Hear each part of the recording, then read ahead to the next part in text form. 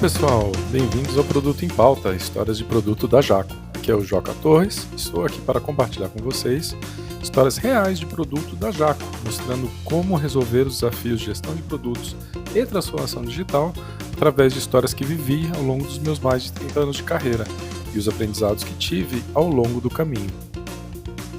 Nos episódios anteriores, já falei sobre meu começo de carreira, lá na década de 1992, quando comecei a exercer gestão de produtos sem perceber. Falei também sobre a importância dos dados para gerenciarmos nosso produto e nossa empresa e como a visão de produto é essencial não só para o alinhamento interno, como também com o público externo, incluindo até mesmo investidores. No episódio 4, eu falei sobre discovery de produto e sobre o equívoco de acharmos que discovery é um processo, quando na verdade é um conjunto de ferramentas para mitigação de risco, e é também um mindset. E no último episódio, falei sobre um tema bem importante, que tem surgido com alguma frequência ultimamente, que é o conceito de modo founder, que, ao meu ver, está muito conectado com aquele tema de visão que a gente viu no episódio 3. Como eu já fui e atualmente sou founder e tive a oportunidade de trabalhar com alguns founders, acho que esse tema de como o founder trabalha com o seu time é muito importante para o sucesso da empresa. Se você ainda não viu os episódios anteriores, vai lá conferir e depois de ouvir esse aqui, obviamente. Nesse episódio de hoje, a gente vai voltar para o tema de Product Discovery. Eu vou falar sobre os outros 3 equívocos muito comuns do Discovery, que são achar que é preciso fazer discovery de tudo, achar que discovery é sobre entender o problema e achar que engenharia deve se focar no delivery. Bora? Então vamos lá. O primeiro equívoco que eu queria trazer aqui é esse de achar que é preciso fazer discovery de tudo, né? A gente acha que, temos que descobrir, né, o que a gente deve fazer aqui para entender melhor do problema e aí ir lá e desenvolver a melhor solução, né? Bem, na verdade, não, né? Tem situações em que não é necessário fazer o discovery, né? Relembrando, né, o que a gente viu no episódio anterior, né? Discovery não é um processo. Discovery é um conjunto de ferramentas para mitigação de risco e um mindset. Então, o que acontece, né? Quando a gente está trabalhando, né, no desenvolvimento de algum produto, onde ou a gente não tem nenhum risco, né, de desenvolver, e aí lembrando dos riscos, né, a gente tem os riscos de valor, será que os clientes estão interessados? Tem o risco de viabilidade, né, será que ele é viável do ponto de vista de negócio, vai gerar receita, vai ter margem? Ele é possível de ser construído? Ele é utilizável? As pessoas vão saber como utilizar? Então,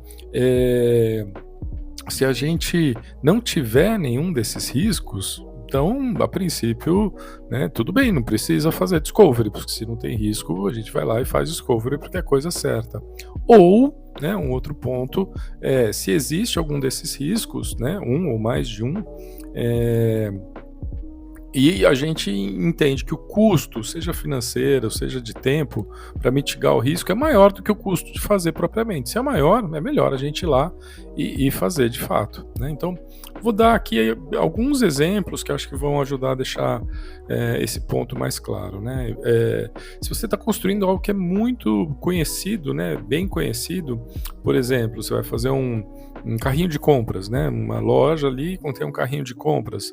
Poxa, isso é muito conhecido já, né? A Amazon já criou o standard, né? O benchmark ali, o padrão de carrinho de compra, né? Então você não precisa fazer todo um discovery de como fazer um carrinho de compra. Claro, você pode pensar assim, mas o meu público é completamente diferente. Não tem problema.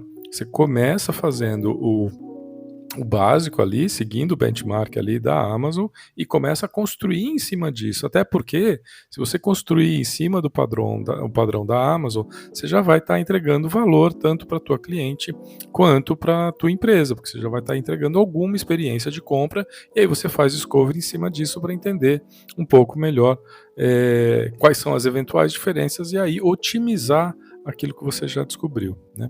A segunda situação é o que eu chamo de questões regulatórias, né?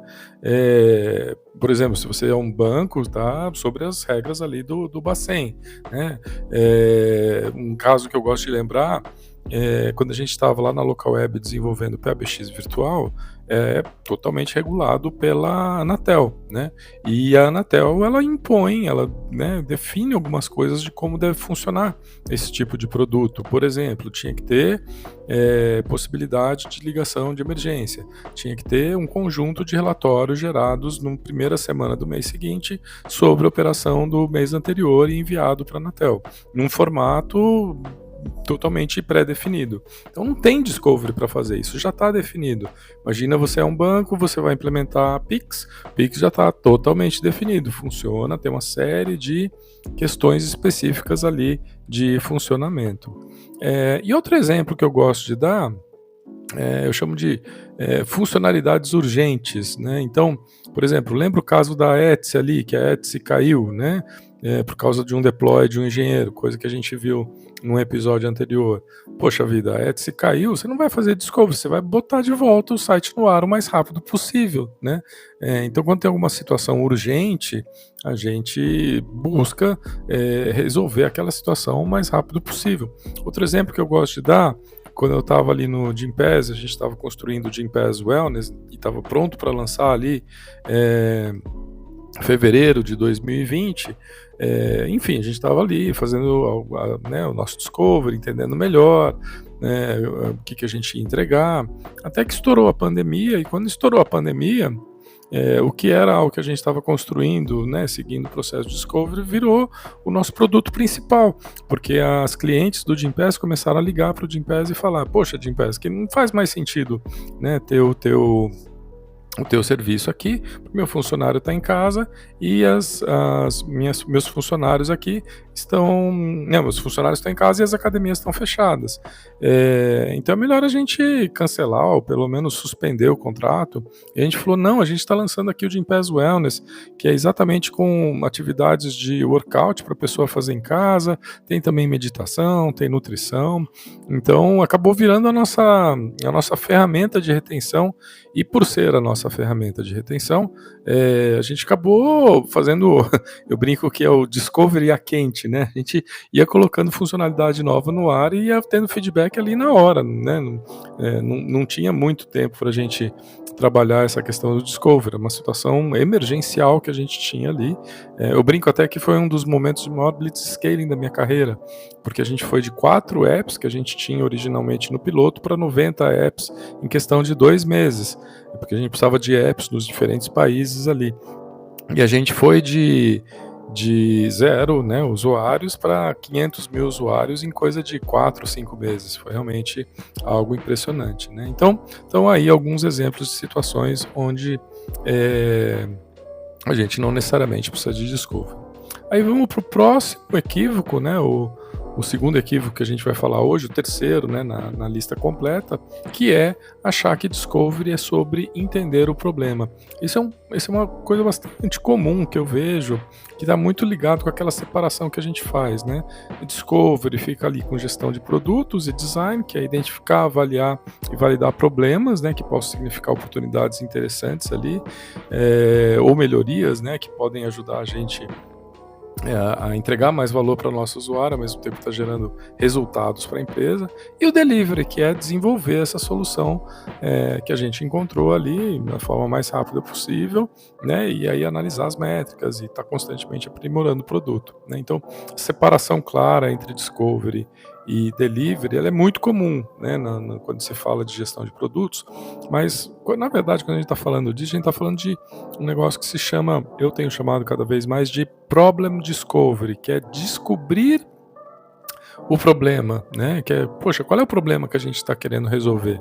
Então essa é uma parte do discovery, mas ela não é a parte completa. A parte completa, quando a gente pensa em discovery, esse inclusive é o lado que eu chamo de o lado mais fácil até, né? Às vezes o problema ele vem dado, precisamos crescer, precisamos melhorar a retenção e assim por diante, né?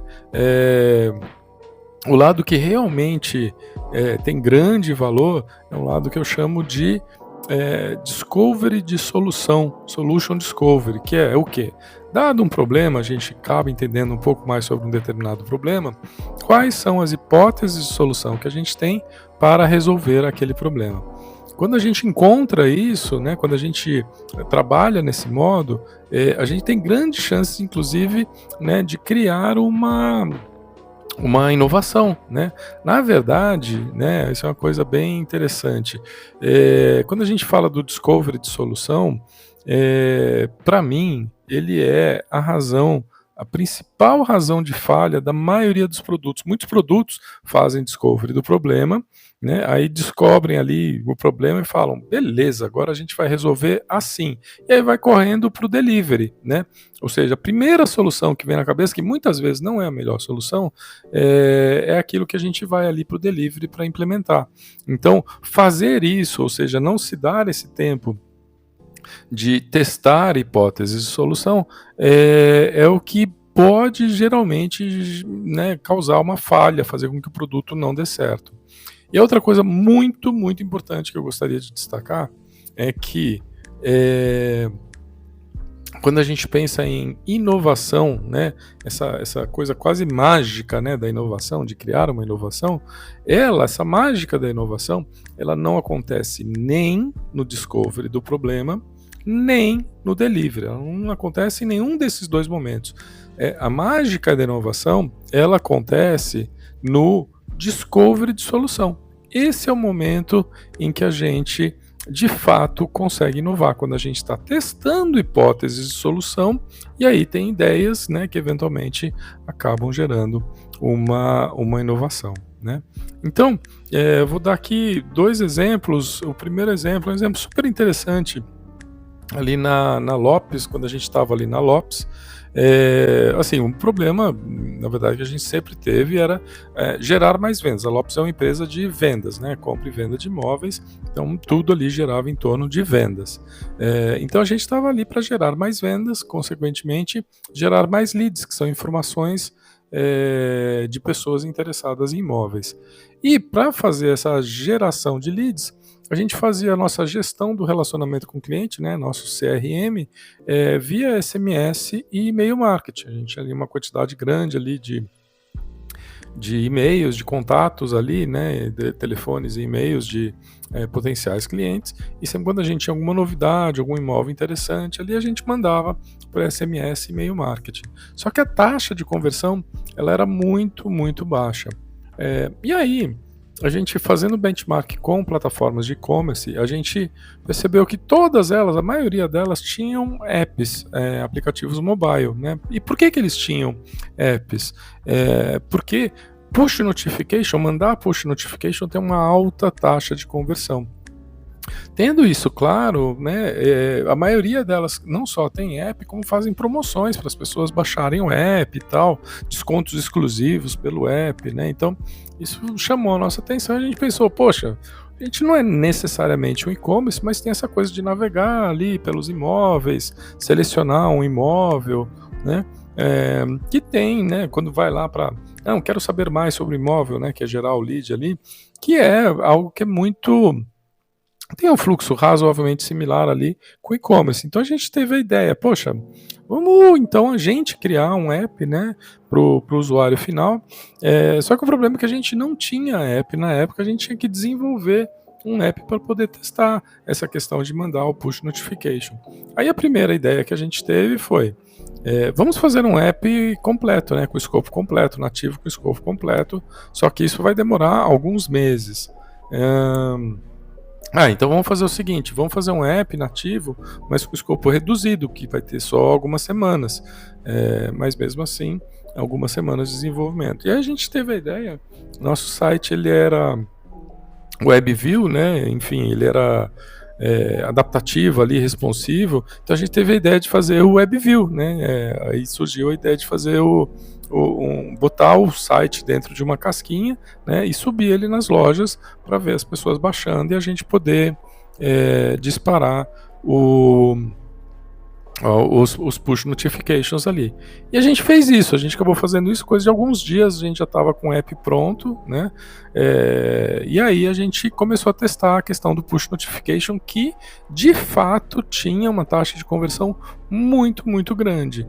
Mas, e aí tem um grande mais, né? Fazer as pessoas baixarem o app era algo bastante desafiador, né? Porque a gente não ia dar desconto em casa, né? Para quem baixar o app, não faz sentido, né? E buscar imóveis é uma experiência que ela tende a ser melhor numa tela maior. Então, ainda bem que a gente não investiu muito tempo para buscar essa solução, para testar essa solução, né? Então esse é um exemplo bem interessante. Outro exemplo que eu acho muito bacana é o exemplo do McDonald's, né? Aqui é um exemplo um pouco fora da tecnologia, mas é um exemplo muito interessante que você pode ver naquele filme chamado Fome de Poder, com Michael Keaton, que conta a história do McDonald's, né? E aí, os dois irmãos McDonald's, que eram os fundadores ali da empresa, né, eles estavam com um problema, que era um problema de muita demanda, né, a demanda estava altíssima, então eles precisavam agilizar o processamento de pedidos.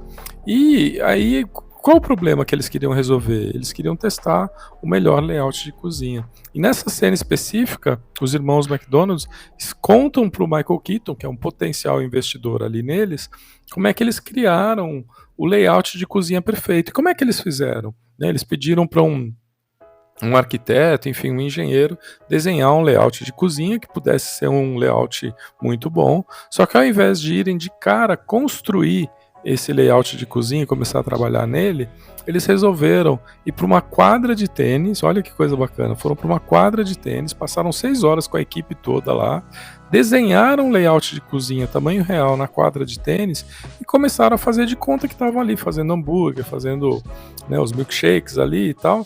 E começaram a fazer e viram que aquele layout estava dando um monte de problema. E aí eles testaram, fizeram mudanças ali no layout umas 2, 3 vezes. Aí depois de um período ali de umas 6 horas, chegaram no layout perfeito. E aí esse layout foi o layout que eles de fato construíram. Isso nada mais é do que um discovery de solução, né? Dado um problema, demanda alta, qual é o melhor layout de cozinha para eu agilizar o processamento de pedidos, né? Eles foram lá, testaram hipóteses de solução até chegar naquela hipótese de solução que gerou o melhor resultado, né? Imagina se eles tivessem ido direto do desenho ali da planta, né?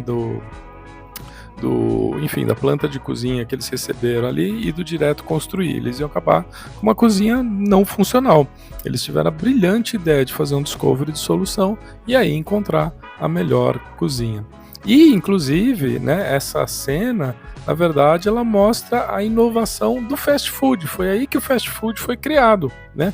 Enfim, por bem ou por mal, não vou entrar nesse mérito aqui, mas é uma inovação que revolucionou aí a indústria de restaurantes, criou a indústria de fast food, né? Então, nessa cena, ela é bem importante por isso. Beleza, agora vamos falar do último equívoco, né?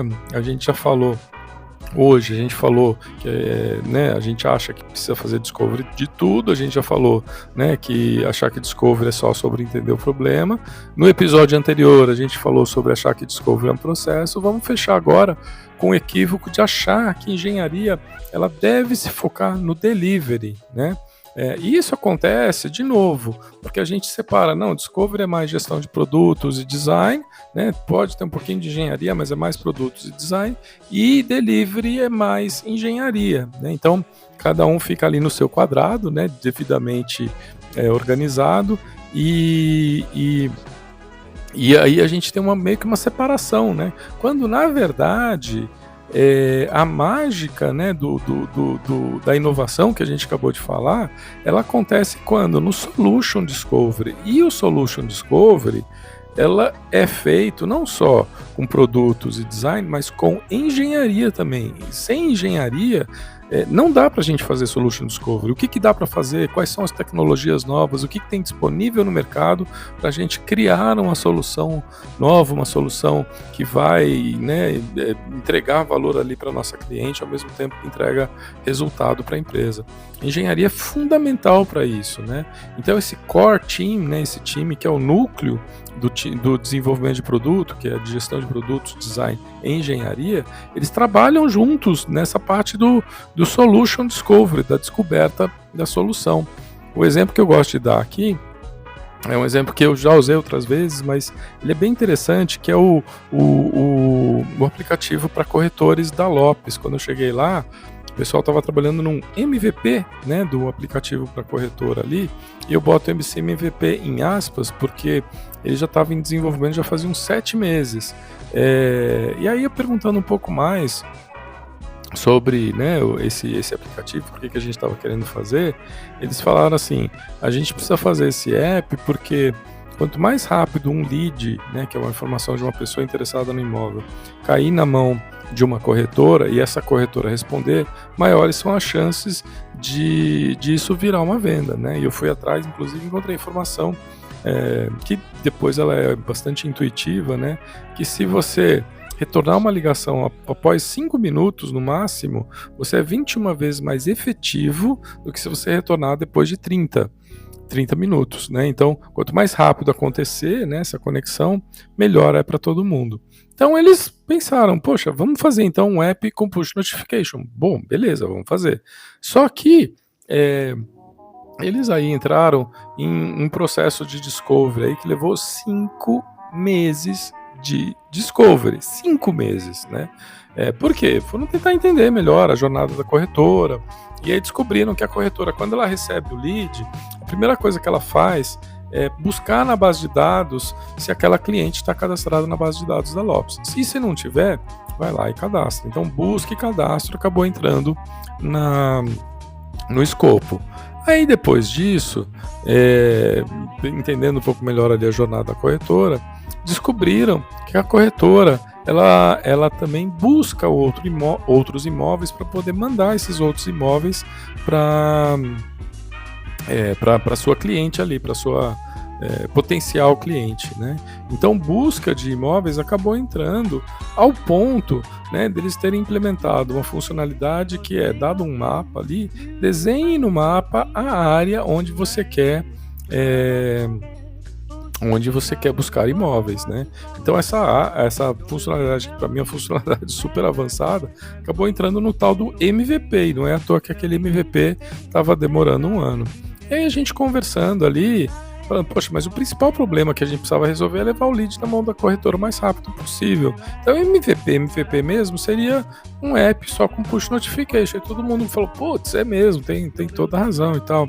Aí veio uma pessoa da engenharia, atenção, uma pessoa da engenharia e falou, poxa, mas por que a gente está fazendo app? Por que a gente não manda uma notificação SMS ou WhatsApp? Né? Então, a engenharia trouxe essa solução e coisa de 10 dias estava implementado, né, a notificação via SMS, e todas as corretoras e corretores estavam recebendo a notificação SMS, um negócio que eles estavam esperando já fazia mais de 1 ano. Né? Então, né, uma inovação, uma maneira, né, diferente de enxergar o problema e de pensar em soluções. Engenharia é fundamental para isso, é essencial, né? Então, com isso, a gente cobriu aqui os equívocos do Discovery, né? Esse é o nosso 5º episódio, na verdade, o 6º episódio, né? Do Produto em Pauta, Histórias de Produto da Jaco. E aí a gente cobriu, né, os equívocos do Discovery. Na verdade, né, no episódio 4, se eu não me engano, a gente falou sobre achar que Discovery é um processo. Na verdade não, ele é um conjunto de ferramentas para a gente mitigar risco e uma forma da gente enxergar as coisas, né, um mindset. E no episódio de hoje a gente viu que achar que a gente precisa fazer discovery de tudo, esse é um grande equívoco, não necessariamente, né? Então, alguns exemplos aí, se for algo muito conhecido, tiver questões regulatórias, tiver necessidades urgentes, a gente achar que discovery é sobre entender o problema, sim, né? A gente realmente precisa entender o problema, para até a gente conseguir criar as hipóteses de solução, né? O discovery de solução tem a ver com isso, com criar hipótese de solução e ver qual delas faz mais sentido. E mais, né, não fazer discovery de solução é a razão de falha de muitos produtos. E o discovery de solução, ao meu ver, é onde a mágica da inovação acontece. Ela não acontece nem no discovery do problema, nem no delivery. E por fim, achar que engenharia deve se focar somente no delivery. Na verdade, a gente está subutilizando a engenharia. A engenharia ela é fundamental, essencial no discovery de solução, trabalhando com produtos e design, né, nessa criação e testar, né, nos testes das hipóteses de solução para a gente encontrar aquela que vai entregar resultados o mais rápido possível. Espero que, né, esses exemplos todos aí tenham trazido alguns insights interessantes que possam ser úteis na sua jornada. No próximo episódio, o meu plano é falar sobre cultura de produto, que é um tema que eu considero crítico, essencial para qualquer empresa que está nesse processo aí de transformação digital ou que quer melhorar a forma como desenvolve produtos. Ao meu ver, a parte lá mais digital, né, da transformação digital, ela é relativamente fácil, né, porque tem muita literatura disponível sobre como utilizar essa quantidade enorme de tecnologia que a gente tem, né, para fazer o nosso trabalho mais efetivo e entregar melhores experiências para nossos clientes. Essa é a parte digital da transformação digital. Por outro lado, tem esse lado transformação nas transformações digitais, que ela requer uma mudança de comportamento, uma mudança na forma como a gente entende, percebe os problemas e como a gente trabalha para criar soluções para esses problemas. E é sobre isso que eu vou falar nos nossos próximos episódios. Lembre-se de seguir o nosso podcast, compartilhar com a sua rede e nos enviar suas perguntas através das redes sociais da Jaco. A gente agradece, né, por você estar acompanhando e espera você no nosso próximo episódio do Produto em Pauta, Histórias de Produto da Jaco. Até lá!